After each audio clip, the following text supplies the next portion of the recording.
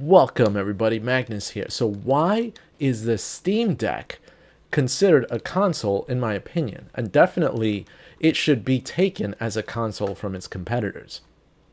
Let me explain why. If you're new to my channel, definitely consider hitting that subscribe button. I talk about classic games coming into relevance as well as gaming news and other stuff. And I've got particular interest in Shenmue. Now I was sent recently this Shenmue little ducky, which I thought was pretty awesome. So thanks to the person who sent me this was actually really cool.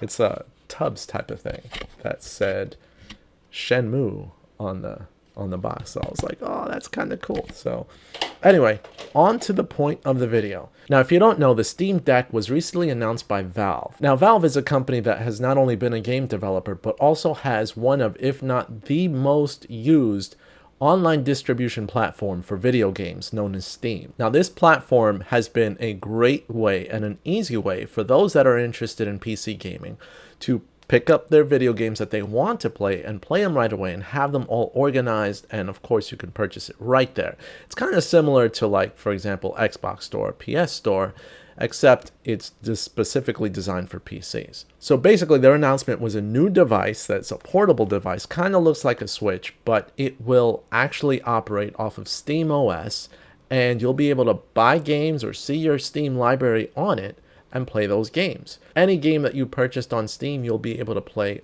on this software. With a couple of sacrifices, one would think, because you're not going to get a 4K display on this thing. It'll only be about 1280 by 800. However, it's great. A lot of people are saying, okay, PC gaming on the go, but I'm going one step further and saying, this is not just PC gaming on the go.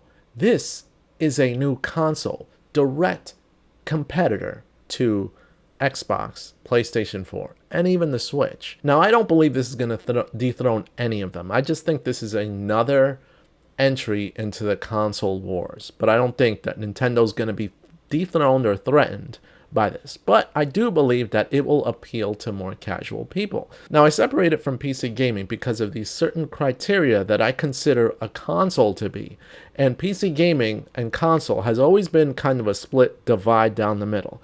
You're either a console gamer, which is Xbox, PlayStation, or Nintendo, or you're a PC gamer, which is strictly mostly PC, but some Linux, and of course all of those PC games.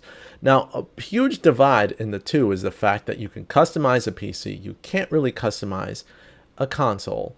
And that's why PC gaming is PC gaming, and they do their own thing. And developers will really have to make a version for PC and then a separate version for each console. And PCs never really got the same individually based sort of care that you would get out of consoles, because PCs could be made out of anything that you put into that computer, while consoles themselves are specific, so it makes it easier for developers to really fine-tune the settings on console. Though there are some consoles that get crap ports, such as Cyberpunk for PS4 and Xbox One.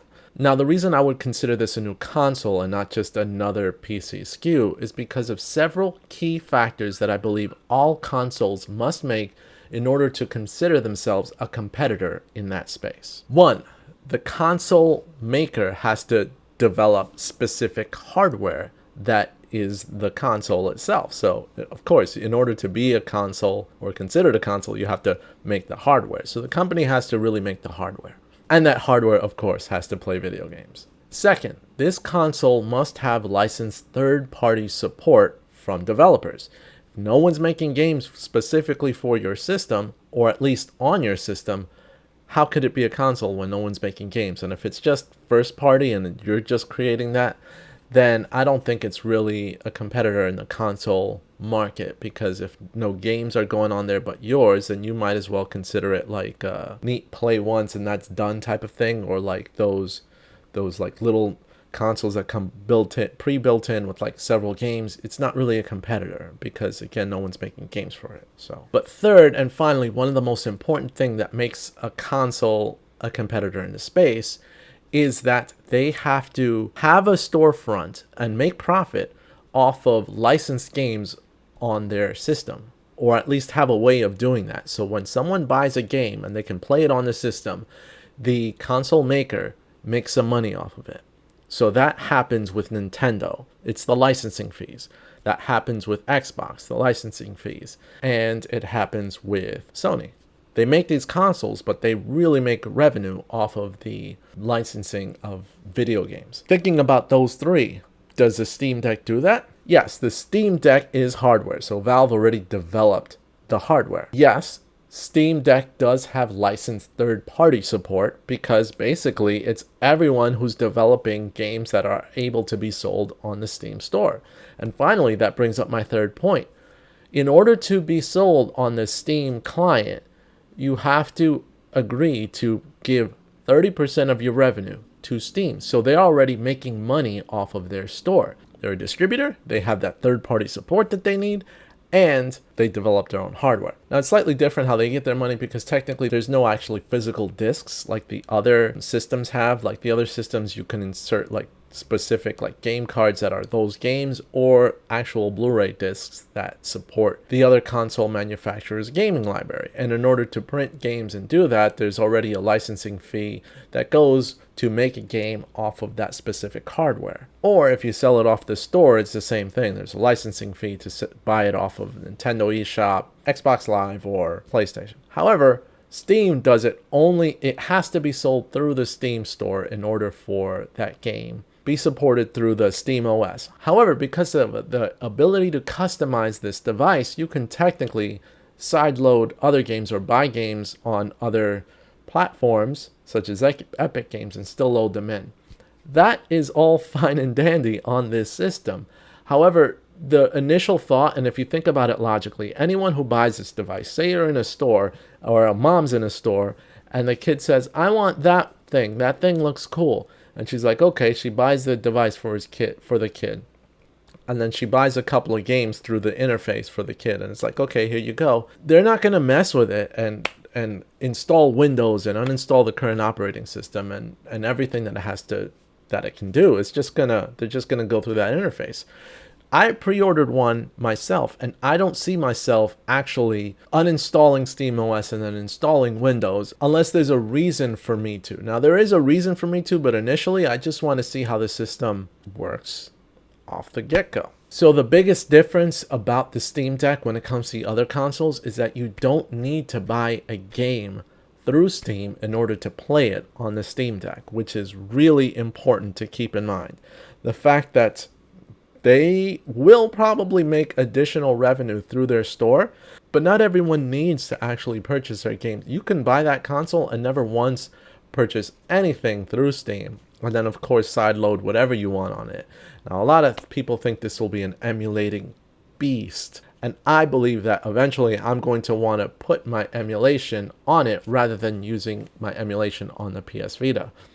But the PS Vita is still my default emulation machine because of the fact that it's a lot smaller, so I can take this with me and emulate a lot easier, especially lately, than it would be with the Steam Deck because it's kind of big. But we'll see. My lifestyle might be that I bring that thing everywhere. Who knows? But now the number one kind of thing that really actually leads me towards to replacing my Vita with the Steam Deck completely, and this isn't discussed too often, is the fact that right now I own a PS4 and I own the Vita. I'm able to play my PS4 using Remote Play with Vita, which is amazing, and it's something that I love because a lot of the times that I'm gaming, I want to game on those newer games that come out on PS4, because games are still coming out on PS4 on both platforms due to the unavailability of PS5s right now. They gotta sell them on dual platforms.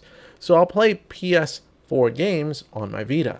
However, PS5 Remote Play is not supported with the Vita. So that leaves me pretty much at a loss. When I get a PS5, will I be able to play Remote Play on this? And the obvious answer is no. PS Vita support is basically dying.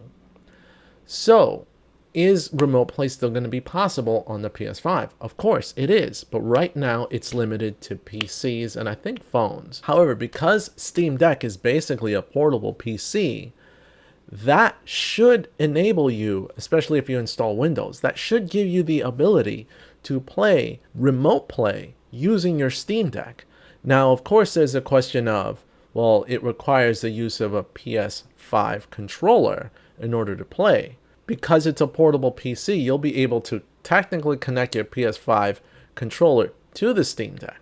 But for those wanting to use the Steam Deck's controls, I'm sure that eventually, especially with this option, you'll be able to install probably a driver hack or something that'll fool your Steam Deck into thinking that it's a PS5 controller instead of just the standard controllers on the Steam Deck. And with that ability, you'll be able to play PS5 games on your Steam Deck. And it essentially will replace the remote play that the Vita was so proud to actually use and have. So that's kind of one of the most exciting things about it, is that I'll still be able to remote play using a device with controls on the go. And that to me is awesome. That means that the future is covered. Even if Sony does not choose to make it handheld, this will be my Sony handheld, at least for remote play. So that's kind of an awesome thing and pretty cool.